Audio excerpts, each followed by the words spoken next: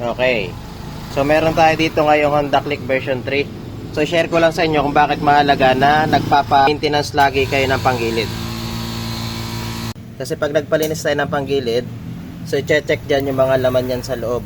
Kagaya ng pulley, torque drive, lining, bell. So pag hindi kasi natin siya napapalinis, so pwedeng malaki ang lalo tayo ng gastos. So palinis kasi, nagre-range lang siya ng 350 kasama na yung panlinis. Ngayon, pag hindi kayo ninyo siya pinatitingnan, so pwedeng maipon yung sira niyan.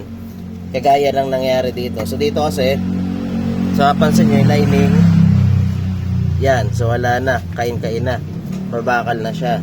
Tapos yung torque drive, laki na ng alog, tapos di na siya naaangat. Yan. So pag ganito kasi, kasama kasi sa paglilinis, syempre nilulubricate siya, nilalagay niya ng bagong grasa.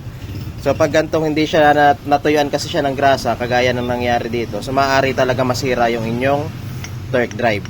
Yan, kagaya ng nangyari dito.